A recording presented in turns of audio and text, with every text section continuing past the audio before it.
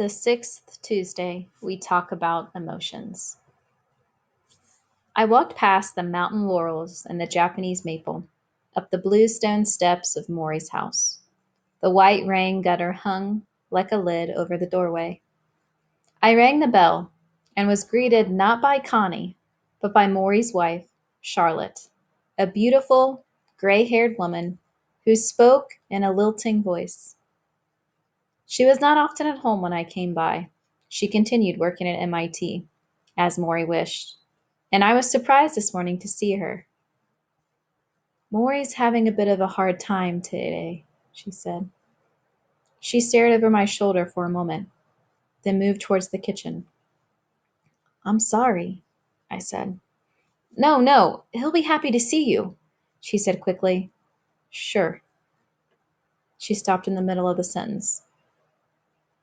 Then, turning her head slightly, listening for something, then she continued. I'm sure he'll feel better when he knows you're here.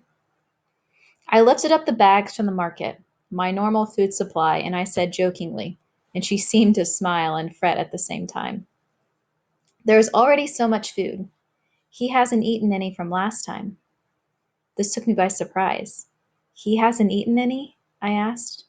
She opened the refrigerator and I saw familiar containers of chicken salad, vermicelli, vegetables, stuffed squash, all things I had bought for Maury. She opened the freezer and there was even more. Maury can't eat most of this food. It's too hard for him to swallow. He has to eat soft things and liquid drinks now. But he never said anything, I said. Charlotte smiled. He doesn't want to hurt your feelings. It wouldn't have hurt my feelings. I just wanted to help in some way. I just wanted to bring him something. You are bringing him something. He looks forward to your visits. He talks about having to do this project with you, how he has to concentrate and put the time aside. I think it's giving him a good sense of purpose. Again, she gave that faraway look, the turning in something from somewhere else. I knew Maury's nights were becoming difficult, and he didn't sleep through them, and that meant Charlotte often did not sleep through them either. Sometimes Maury would lie awake coughing for hours, and it would take that long to get the phlegm from his throat. There were healthcare workers now staying through the night, and all those visitors during the day, former students, fellow professors, meditation teachers, tramping in and out of the house. On some days, Maury had half a dozen visitors, and they were often there when Charlotte returned from work. She handled it with patience, even though all these outsiders were soaking up her precious minutes with Maury. A sense of purpose, she continued. Yes, that's good, you know. I hope so, I said. I helped put the new food inside the refrigerator. The kitchen counter had all kinds of notes, messages, information, medical instructions. The table held more pill bottles than ever. Celestone for his asthma, Ativan to help him sleep, naproxen for infections, along with powdered milk mix and laxatives. From down the hall, we heard the sound of a door open. Maybe he's available now. Let me go check. Charlotte glanced again at my food, and I felt suddenly ashamed. All these reminders of things Maury would never enjoy. The small horrors of his illness were growing, and when I finally sat down with Maury, he was coughing more than usual, a dry, dusty cough that shook his chest and made his head jerk forward. After one violent surge, he stopped, closed his eyes, and took a breath. I sat quietly, because I thought he was recovering from his exertion. Is the tape on? He said suddenly, his eyes still closed. Yes, yes, I said quickly, pressing down the play and record buttons. What I'm doing now, he continued, his eyes still closed, is detaching myself from the experience. Detaching yourself? Yes, detaching myself. And this is important, not just for someone like me who is dying, but for someone like you who is perfectly healthy. Learn to detach. He opened his eyes. He exhaled. You know what the Buddhists say? Don't cling to things because everything is impermanent. But wait, I said. Aren't you always talking about experiencing life? All the good emotions, all the bad ones? Yes. Well, how can you do that if you're detached? Ah, you're thinking, Mitch. But detachment doesn't mean you don't let the experience penetrate you.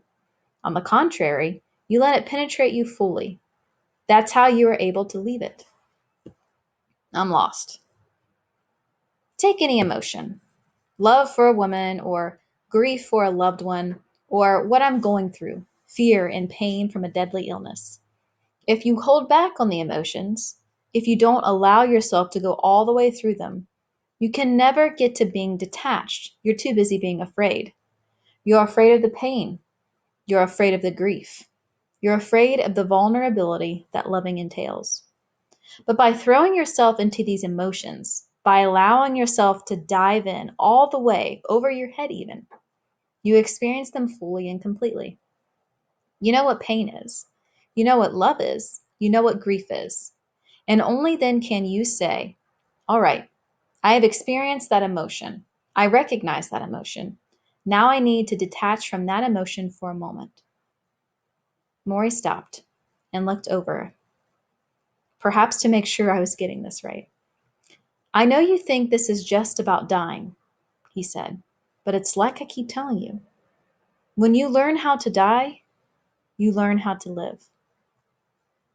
Maury talked about his most fearful moments, when he felt his chest locked in heaving surges, or when he wasn't sure where his next breath would come from.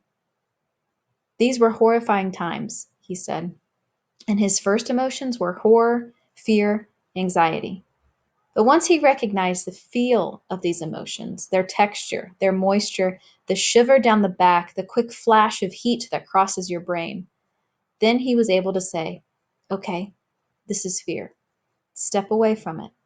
Step away. I thought about how often this was needed in everyday life, how we feel lonely, sometimes to the point of tears, but we don't let those tears come because we are not supposed to cry. Or how we feel a surge of love for a partner, but we don't say anything because we're frozen with the fear of what those words might do to the relationship. Maury's approach was exactly the opposite. Turn on the faucet. Wash yourself with the emotion. It won't hurt you. It will only help. If you let the fear inside, if you pull on it like a familiar shirt, then you can say to yourself, all right, it's just fear. I don't have to let it control me. I see it for what it is. Same for loneliness. You let go, let the tears flow, feel it completely, but eventually be able to say, all right, that was my moment with loneliness.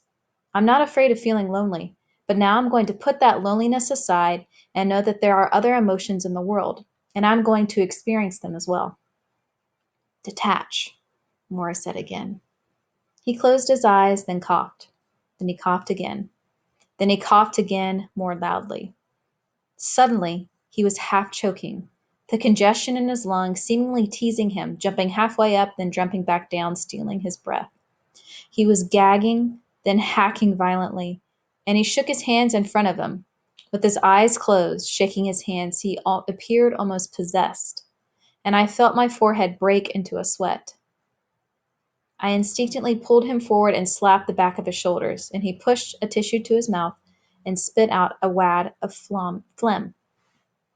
The coughing stopped, and Maury dropped back into the phone pillows and sucked in air. You okay? You all right? I said, trying to hide my fear. I'm okay, Maury whispered, raising his finger. Just wait a minute.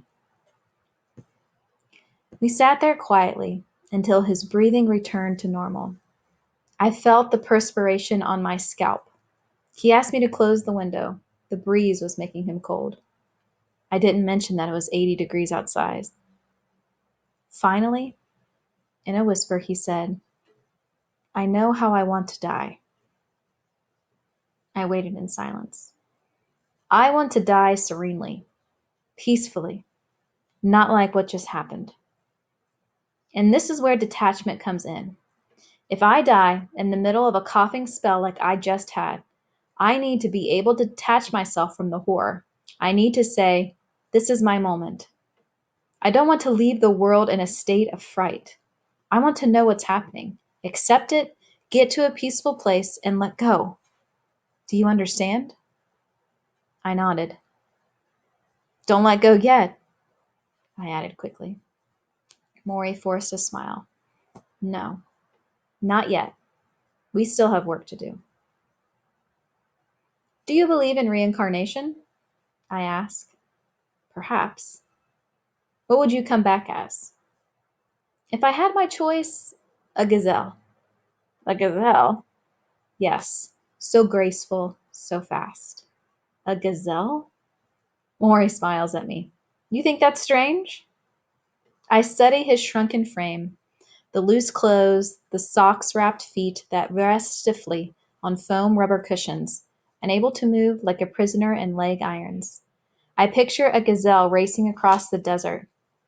No, I say. I don't think that's strange at all. The Professor, Part 2. The Maury I knew, the Maury so many others knew, would not have been the man he was without the years he spent working at a mental hospital just outside Washington, D.C., a place with the deceptively peaceful name of Chestnut Lodge. It was one of Maury's first jobs after plowing through a master's degree and a PhD from the University of Chicago. Having rejected medicine, law, and business, Maury had decided the research world would be a place where he could contribute without exploiting others. Maury was given a grant to observe mental patients and record their treatments. Why the idea seems common today, it was groundbreaking in the early 50s. Maury saw patients who would scream all day, patients who would cry all night, patients soiling their underwear, patients refusing to eat, having to be held down, medicated, fed intravenously. One of the patients, a middle-aged woman, came out of her room every day and lay face down on the tile floor, stayed there for hours as doctors and nurses stepped around her. Maury watched in horror. He took notes, which is what he was there to do. Every day she did the same thing, came out in the morning, lay on the floor, stayed there until the evening, talking to no one, ignored by everyone. It saddened Maury. He began to sit on the floor with her, even lay down alongside her, trying to draw her out of her misery. Eventually, he got her to sit up, and even to return to her room. What she mostly wanted, he learned, was the same thing many people want: something or someone to notice she was there.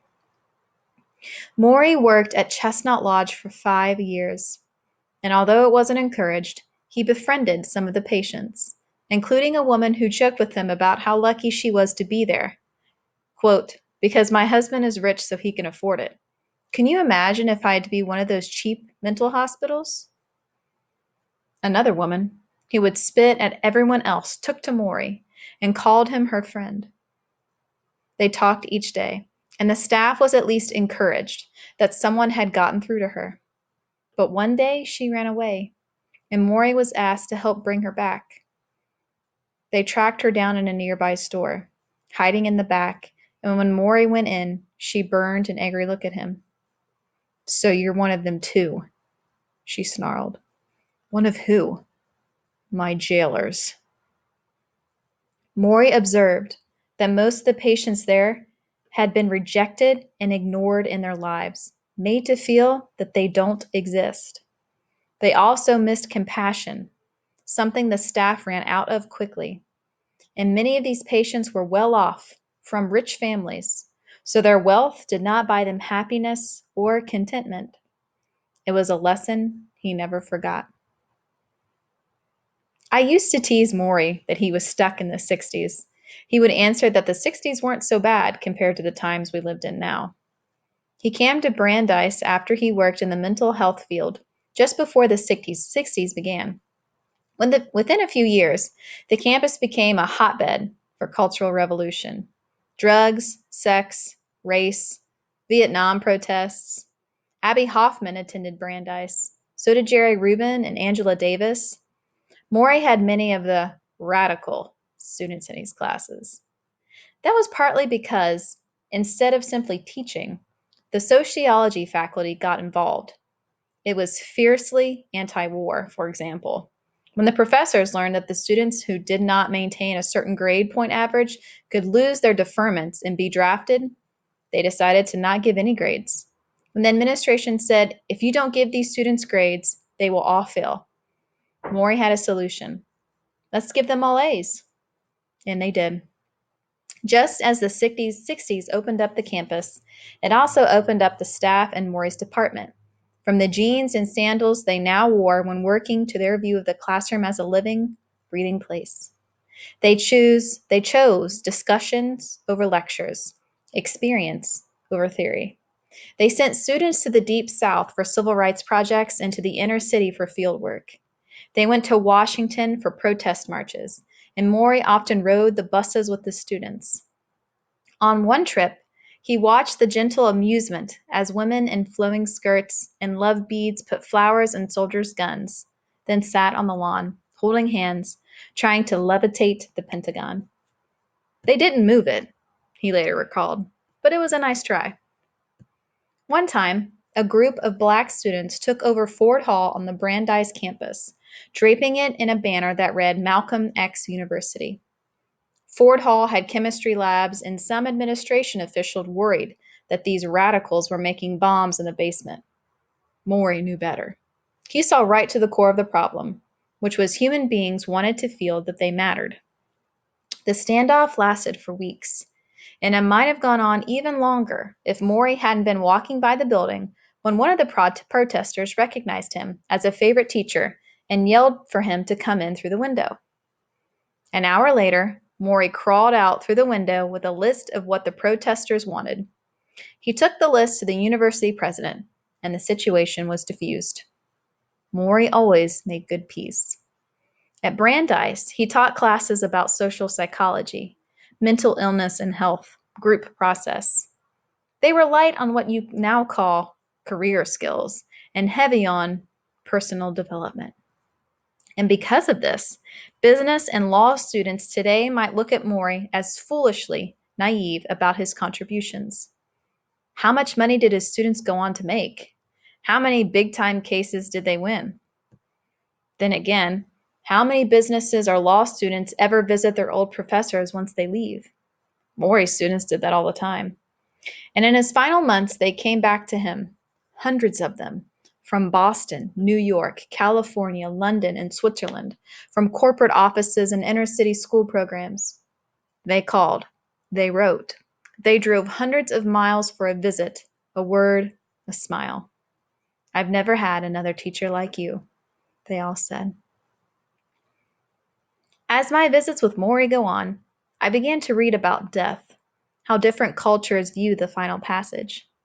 There is a tribe in the North American Arctic, for example, who believe that all things on earth have a soul that exists in a miniature form of the body that holds it, so that a deer has a tiny deer inside it, and a man has a tiny man inside him.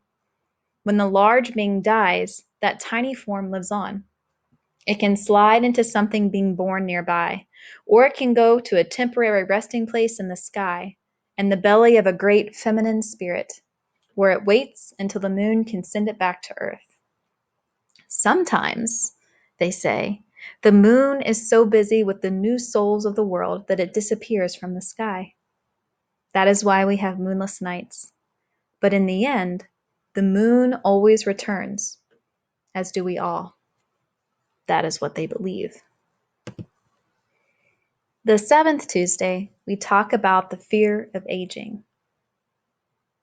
Morey lost his battle. Someone was now wiping his behind. He faced this with typically brave acceptance. No longer able to reach behind him when he used the commode, he informed Connie of his latest limitation. Would you be embarrassed to do it for me? She said no. I found it typical that he asked her first. It took some getting used to, Morey admitted, because it was, in a way, complete surrender to the disease. The most personal and basic things had now been taken away from him. Going to the bathroom, wiping his nose, washing his private parts. With the exception of breathing and swallowing his food, He was dependent on others for nearly everything. I asked Maury how he managed to stay positive through that. Mitch, it's funny, he said. I'm an independent person. So my inclination was to fight all of this. Being helped from the car, having someone else dress me.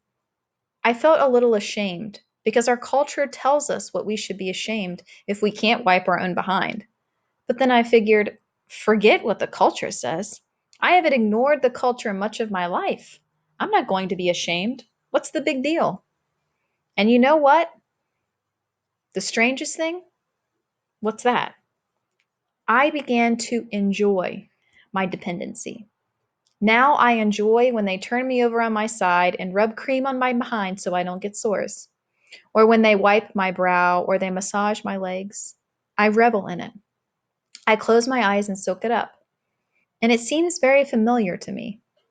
It's like going back to being a child again. Someone to bathe you, someone to lift you, someone to wipe you. We all know how to be a child. It's inside all of us. For me, it's just remembering how to enjoy it. The truth is, when our mothers held us, rocked us, stroked our heads, none of us got enough of that. We all yearn in some way to return to those days when we were completely taken care of us.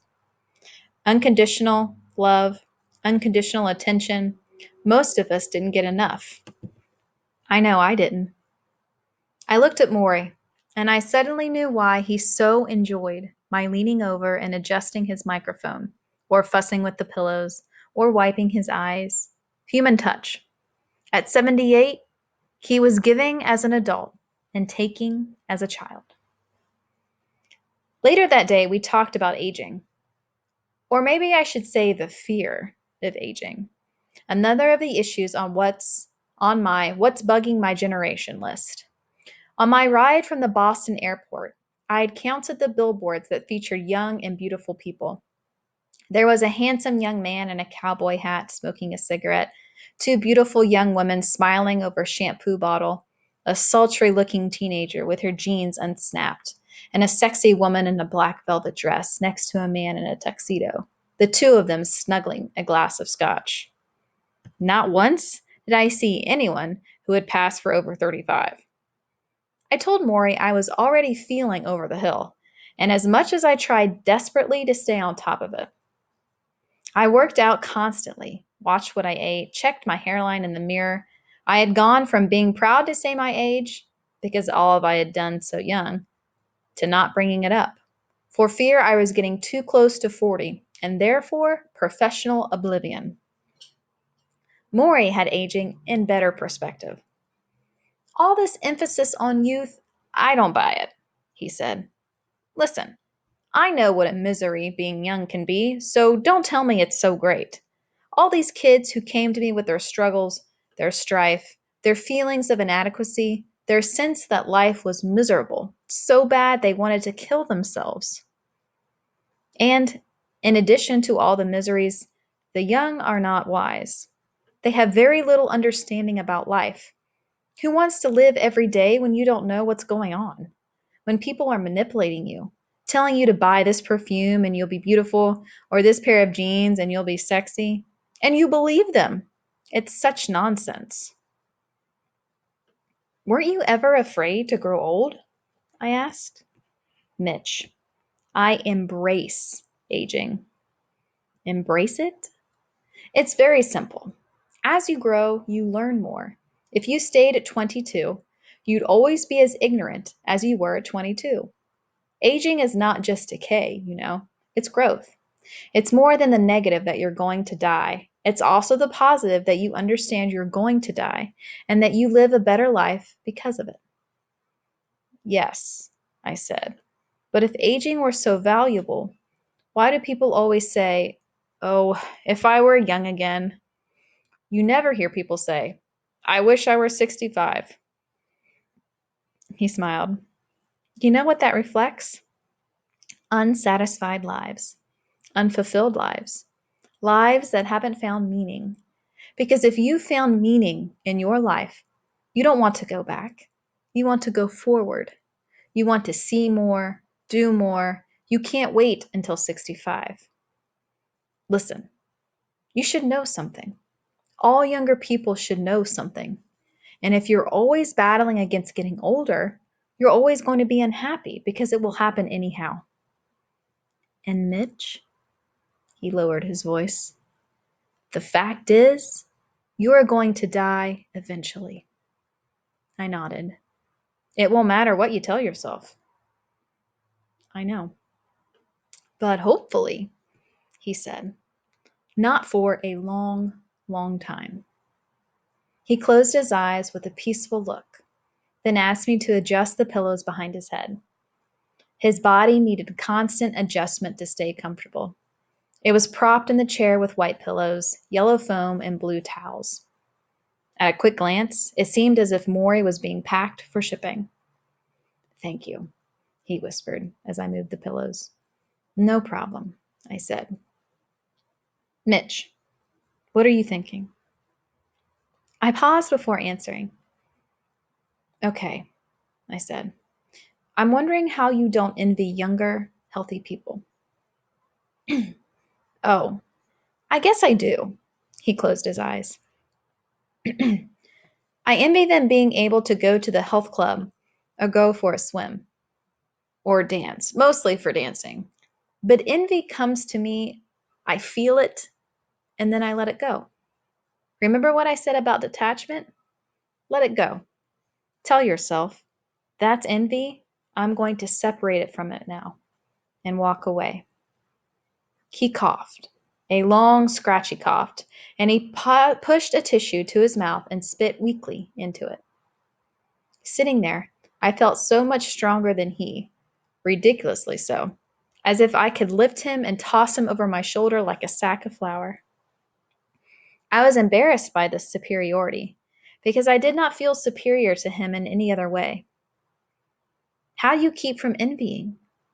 What? Me? He smiled.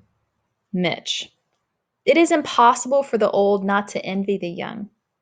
But the issue is to accept who we are and revel in that. This is your time to be in your 30s. I had my time to be in my 30s.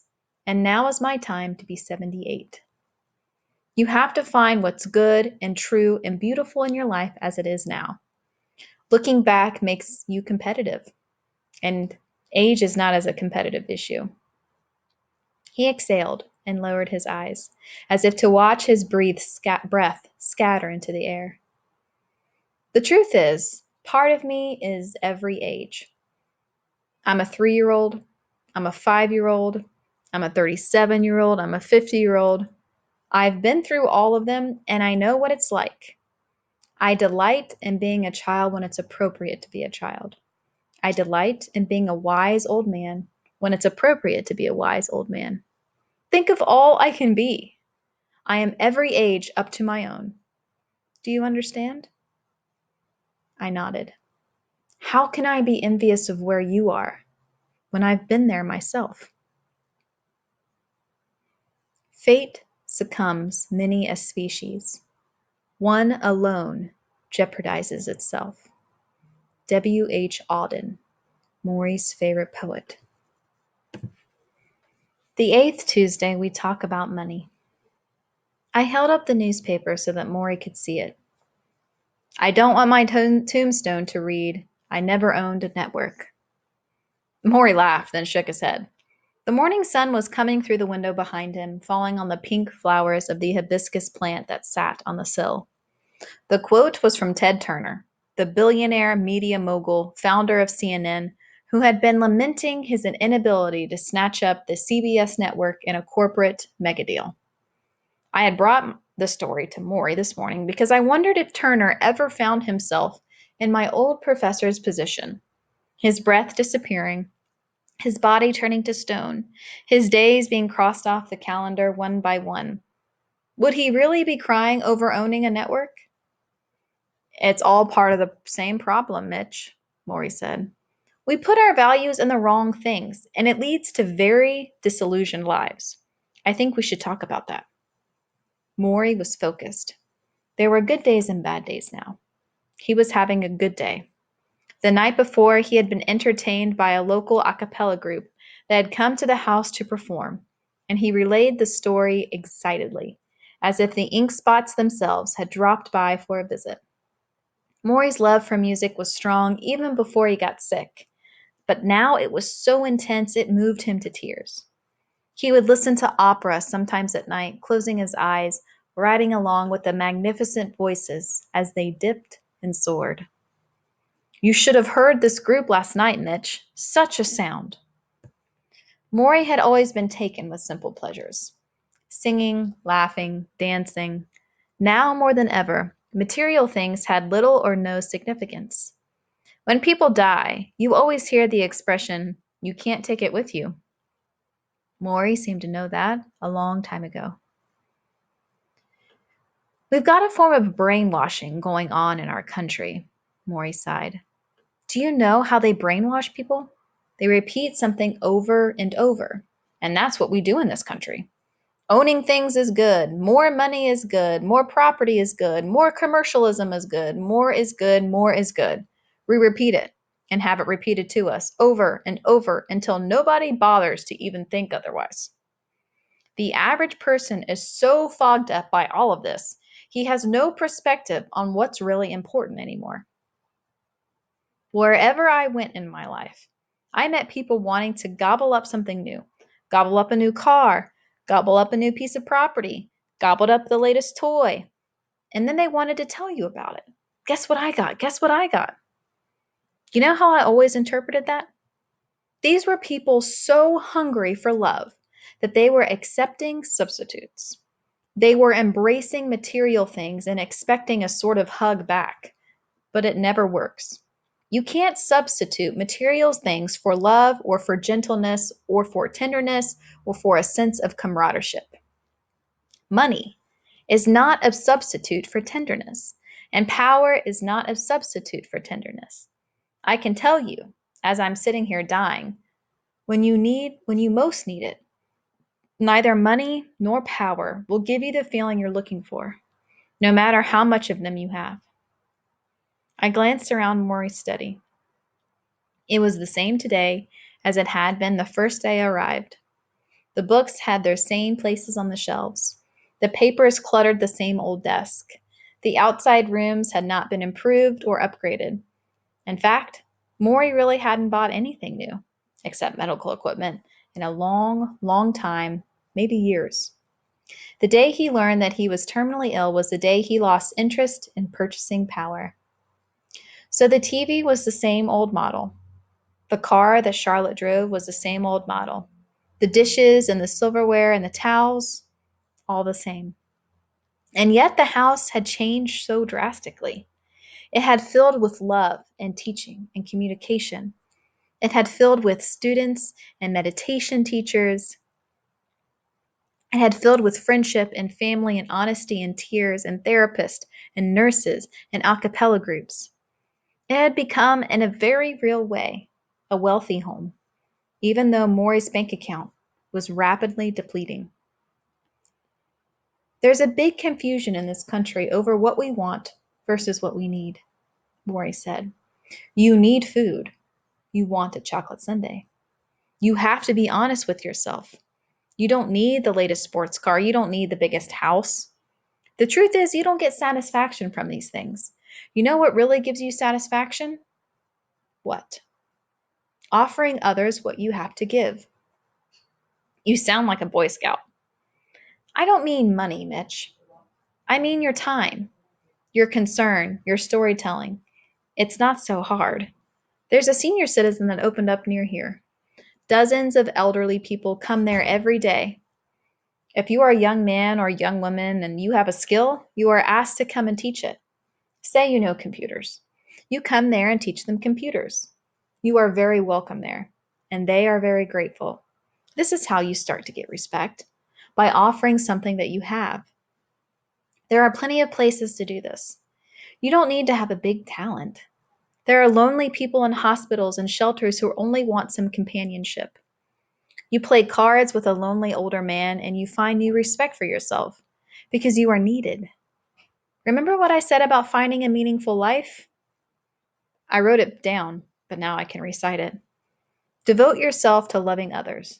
Devote yourself to your community around you. And devote yourself to creating something that gives you purpose and meaning. You notice, he added, grinning, there is nothing in there about a salary. I jotted some of the things Maury was saying on a yellow pad. I did this mostly because I didn't want him to see my eyes, to know what I was thinking, that I had been, for much of my life since graduation, pursuing these very things he had been railing against: bigger toys, nicer house. Because I worked among rich and famous athletes, I convinced myself that my needs were realistic, my greed inconsequential compared to theirs. This was a smokescreen. Maury made that obvious. Mitch, if you're trying to show off for people at the top, forget it. They will look down at you anyhow. And if you're trying to show off for people at the bottom, forget it. They will only envy you. Status will get you nowhere. Only an open heart will allow you to float equally between everyone. He paused, then looked at me. I'm dying, right? Yes. Why do you think it's so important for me to hear other people's problems? Don't I have enough pain and suffering of my own? Of course I do. But giving to other people is what makes me feel alive. Not my car or my house, not what I look like in the mirror. When I give my time, when I can make someone smile after they were feeling sad, it's as close to healthy as I ever feel. Do the kinds of things that come from the heart. When you do, you won't be dissatisfied. You won't be envious. You won't be longing for somebody else's things. On the contrary, you'll be overwhelmed with what comes back. He coughed and reached for the small bell that lay on the chair. He had to poke a few times at it, and I finally picked it up and put it in his hand. Thank you, he whispered. He shook it weakly, trying to get Connie's attention. This Ted Turner guy, Maury said. He couldn't think of anything else for his tombstone? Each night when I go to sleep, I die. And when I wake up the next morning, I am reborn. Gandhi.